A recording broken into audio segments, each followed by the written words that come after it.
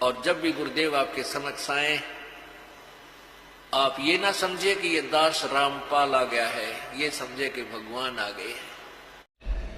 इस दास को प्रभु मानकर व्यवहार करना है, परमात्मा जानकर हर तरह की क्रिया करनी है। बोलते समय, चालते समय अंदर में कोई विशेष गुरु जी के विषय में विवेचन करते समय आपने ये जानना पड़ेगा कि जैसे हम भगवान के बारे में सोच रहे हैं, आपने ये विचार करना चाहिए कि हम गुरु जी के बारे में क्या सोच रहे हैं। नहीं, हम भगवान के बारे में सोच रहे हैं।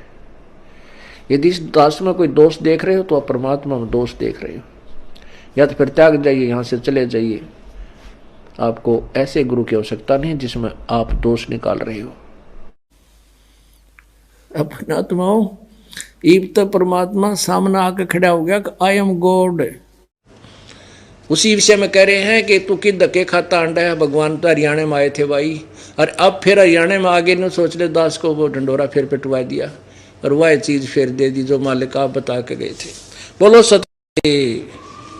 और अब मेरी कृपा से आपकी आयु बढ़ गई है। कहते रामानंद जी लगभग 150 वर्ष तक जीवित रहे। फिर परमेश्वर की कृपा से पुण्यात्माओं, ये मिट्टी का पुतला कोई न सोचा ये कोई खाने पीने से चल रहा है ना, ये परमात्मा की कृपा से चल रहा है, उसकी रजा से चल रहा है। ऐसे ऐसे प्रमाण हमने देखे हैं। एक व्यक्ति हमें मिला, उसके साथ एक दो और उसके साथी थे, वो कह रहे थे कि इसने 25 वर्ष हो गए कुछ नहीं खाया है, पानी पानी ग्रहण करता है। हमने कहा क्या दूध भी नहीं पीता? कर नहीं, तेरा गजब हो। और कति स्वस्थ नजर आ रहा है वो, 60 साल के से भी ऊपर उसकी आयु लगभग होगी। तो कहने का भाव ये है कि ये मिट्टी का पुतला मालिक ने बनाया है और उसी की कृपा से ये चल रहा है। उसी का दिया हुआ अन्न आहार जो भी हम करते हैं उसी से सब क्रिया होती है, लेकिन फिर भी पावर परमात्मा की विशेष काम इसके अंदर करती है। पुण्यात्मा हम ध्यान नहीं देते क्योंकि हम परमात्मा के ज्ञान से गढ़े दूर हैं। हम इस शरीर में रोटी जो कुछ भी खाते हैं, खाना खा लिया, दूध पी लिया है? और भाई कच्चे फल खा लिए, हम तो इसमें डाल कर निश्चिंत हो जाते हैं। तो अंदर ये क्या करता है, इसके अंदर क्या कुछ हो रहा है? क्या ये आंत कर रही है? क्या ये मिट्टी का पुतला कर रहा है? उनको भी भगवान चाहिए, और भगवान ही सरेआम खड़ा, कति आगे खड़ा, और भी ना पहचानोगे। धिक्कार है तुम्हारे ज्ञान और तुम्हारी विवेक को। ये समझ लेना, हम नो मान लो कि इस दास के स्थान पर कबीर साहब बैठे हैं। पुण्यात्माओं, परमात्मा बताते हैं कि सोना सजन और संत ये टूट जुड़े 100 बार, दुर्जन और पाका कलश एक धक दरार। जैसे मटका होता ना गड़ा पक्का, वो एक बार थोड़ी सी क्रैक हो गया तो दोबारा नहीं सेट हो सकता, उसको कितना कुछ कर ले उसमें न्यारी की न्यारी वो पहचान रहेगी। ऐसे दुष्ट व्यक्ति एक बार नाराज हो गए वो सेट नहीं होते। और सोना और सजन अच्छी आत्मा और संत भक्त थोड़ी एक बार कवा सुनी हो भी गई तो कभी याद भी नहीं रखते मेरी इसकी कभी लड़ाई हुई थी, ऐसा स्वभाव होता है। जैसे सोने का कोई आभूषण है, उसको टुकड़े कर दिए और फिर दोबारा उसको बना दिया जाता है आभूषण, उसकी पहचान भी नहीं रहती, ऐसा मेल खा जाता है। तो दुर्योधन जो था वो पाका कलश था, एक के बात पर इतना दुख मान गया कि नो कर दूंगा वक्त, तो उसका प्रतिफल लेने के लिए उसने सारा षड्यंत्र रच कर पांडवों से राज भी जीत लिया, द्रौपदी भी जीत ली अटपट करके। अब दुशासन से कहा दुर्योधन ने कि इस द्रौपदी को नंगा करो और मेरे जांग पर बिठा दे नंगी करके। बता, सरेआम सभा में ये पंचायत थी। इस महाभारत इस ग्रंथना पढ़ कर हमने आंखें फुड़वा ली। इसमें क्या विचार था? अब वहां सारी सभा बैठी, भीष्म पितामह द्रोणाचार्य और कर्ण जैसे योद्धा, और भीष्म पितामह तो उनका दादा था और द्रोणाचार्य गुरु, और कर्ण एक बहुत बड़ा योद्धा थे, और तीनों के तीनों ये वैसे भी सूरवीर थे। तो वहां किसी ने भी ये नहीं कहा दुर्योधन तो के जुल्म कर रहा है, अरे बेवकूफ ये क्या करने जा रहा है तू। देखो सभा पंचायत के अंदर एक नियम होता है, जो नेक व्यक्ति हो जायज बात कहे, और कोई ना मानने तो उठ कर चला जा, सभा त्याग देनी चाहिए, वह रहना भी दोष लगे। पुण्यात्माओं, परमात्मा का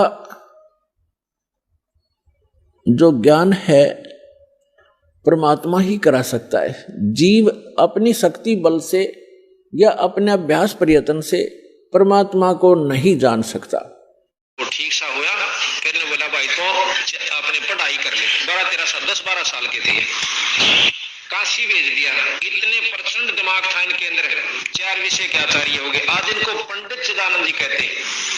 हमारे दादा गुरु को पंडित चिदानंद जी के नाम से जाना जाता है। तो उन्होंने इस ग्रंथ का आश्रय लिया। आखिर में कैसे लिया?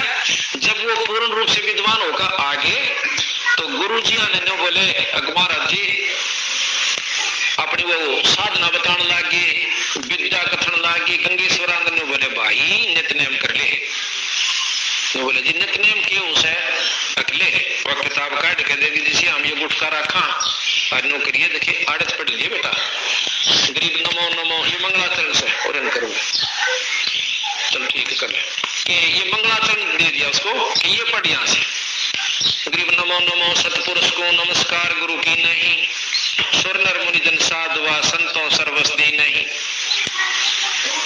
सतगुरु साहेब संत सब डंडो तुम प्रणाम, आगे पीछे मध्य हुए दिन को जा कुर्बान। और फिर मिला देखिए आगे ये लिख रहा क्या गुरुदेव का अंग, ये गरीब पर पटन पर लोक है जहाँ अदले सतगुरु सार, भक्ति हेत से उतरे पाया हम दीदार, गरीब ऐसा सतगुरु हम मिला अलल पंख की जात, काया माया ना वहां नहीं पढ़नी गात। ये भाई 10-15 पेज से यानी रोज पढ़ा कर। अब उन्होंने देखा वो विद्वान तो संस्कृत के ज्ञाता, और इसमें लिख रहा क्या पटन पटन गरीब नमो नमो। उन्होंने बोला जी या कोई विद्वानों की भाषा सुनते हो आप, जो बालक जो थोड़ा बहुत दिन बार हुआ नो कह के रखे केला गया घर आगे बताना। नो बोला या कोई साधुओं की विद्वानों की भाषा थोड़ी है, अनपढ़ टोल कट्ठा हो रहा है, नो मारी बोगा के या किताब है। ये कोई बात हुई? आप भी गुरु जी कति हुए अनपढ़ के अनपढ़ रह गए, और मैं बताऊं आपने संस्कृत का डकवाउंड पोथा ठावा कौन। नो बोला बेटा ये 2 जोड़े हाथ तो इसने दर्दे सारे सौदे ने, और देखे तुरंत भारा बात हो जाएगी था। ये बंदी छोड़ की वाणी ने तुन्नो बिसरावा है, ये परमात्माओं के परमात्मा है। वो करने से होंगे दिखे जब ने बोला छोड़ डा गुरु जी आपने नहीं बेरा पूरा, आप तो वो है कि वह रह गए। अम्पट का है ना काशी जी। बोला अच्छा भाई। अगले दिन उसका कोड शुरू हो गया, हमारे दादाजी गुरु जी का कोड शुरू हो गया, सारे शरीर पर पीप चाल पड़ी। और ये खुद मतलब दवाई की भी 1 नंबर क्या मतलब जानने वाले थे। ये प्रसिद्ध है इसमें गोपालपुर में कि बहुत तगड़े वैद्य थे, काशी मतलब कलकत्ते तक के व्यक्ति आकर इन्हें ठीक किए बाद में। तो इन्होंने उस समय भी इतने वैद्य हो चुके थे, वहां से सीखी थी दवाइयां, सारी दवाई ला के देख ली कितना ठीक नहीं हुआ। फिर और भी जहां भी इसने सुना वहां गए, ये साल भर इतने कष्ट पा गए कि रात में नींद नहीं आओ, किलकी मारने लगे। आकर ने बोले गुरु जी मुझे, क्योंकि इतना ज्ञान तो विद्वान की कि मैं भी हो भाई कर्म का भोग दस है। न बोले गुरु जी मैंने कौन से कर्म का भोग आयो? न बोला या भी मैं बताऊं तेरे का अगली फिर भी जानकारी ते दो। अक्तने इस परमात्मा की वाणी को नो कह दिया ये अनपढ़ की वाणी है, और ये 4 संस्कृत के श्लोक सीख कर नो कह दिया ये विद्वानों की वाणी है, ये भगवान की वाणी है। इसके पढ़ने से कष्ट कटते हैं और शरीर के भी कष्ट जाते हैं। वो करडे हो गए गुरु जी। तो बोला जी क्या करूं? अब इस गरीब नमो नमो ते तेरा बेड़ा पार होगा बिरा, कैसे करूं कि टब में पानी घाल 41 दिन उसमें 7 बार मंगलाचरण बोल के और फिर उसमें नहा। उसने टब में पानी डाल के स्वच्छ जल 7 बार मंगलाचरण बोला और उसमें स्नान किया। एक हिस्से के हाथ के कोड कति साफ हो गए, निशान नहीं रहा। 41वें दिन केवल 40वें दिन एक टिकारी रहेगी, 41वें दिन वो भी नहीं रहा। उस दिन पाचा उसने बांध कर पोथे सारे ने बोला जी कित घेर का ना घेर का मता, पर इस वाणी को सुलझा लेना। इतना योग्य हो गया कि तू इसने खोल सकता है, ना तेरे की शानत है, सपने में भी नहीं खोल ऐसी वाणी इसमें खोल कर दिखाई हमारे को, जो कि वहां बताते हैं। तो बात ये है कि हमने वीरानी क्या को की समझ रखा, असली तत्व को भूल के हम वीरानी कहाँ उलझ कर बैठ जाते हैं। इसके बारे में सतगुरु यहाँ बताया है, चतुर्भुजी है रूप हमारा।